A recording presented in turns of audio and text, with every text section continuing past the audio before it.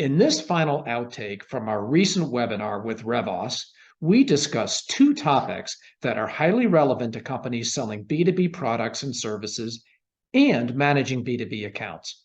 Number one, Net Promoter Score, and number two, the one key factor impacting account health. Let's start with Net Promoter Score. It is a widely used metric to gauge account health. The power is its simplicity, but that can also be its downfall. When we assess customer health, executives typically provide a higher Net Promoter Score than our in-depth analysis reveals about the overall health of each account. Everyone looks at Net Promoter Scores and what are those scores, right? And the higher the score, the better.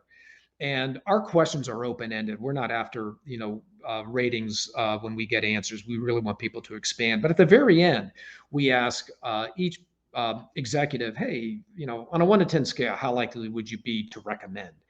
And we hardly ever look at that answer. I mean, it's a data point.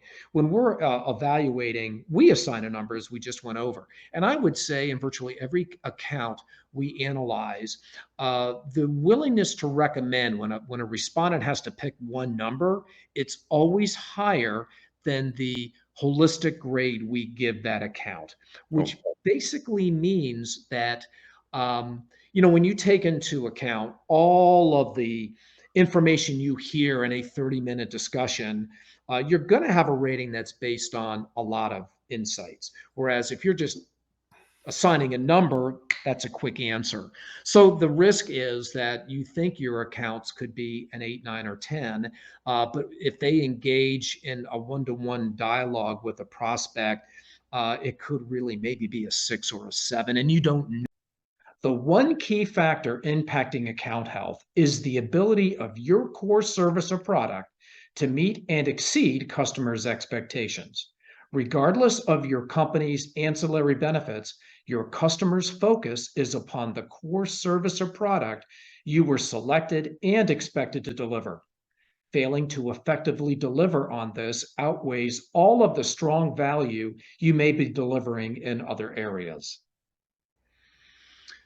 Renat, there's so many factors that come into play into account health, but basically the common theme on any account being in that red category, it is the inability to deliver what your core business is, and that's pretty much where the big hurdles are. I mean, just to bring it in to even a household, if you have a yard service, and if they're not doing a good job with your yard, I mean, that's what they're hired to do, you're going to terminate them. Whereas if they just don't blow off your driveway to the level that you want, but everything else is okay, you'll deal with that. So, that's just to bring in a real world everyday thing a lot of people can relate to, but that's what it comes down to.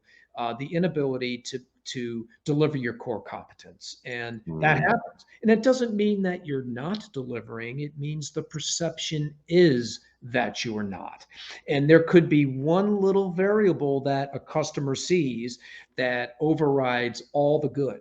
So, Renat, that's pretty much the common theme on why customers are in the red zone.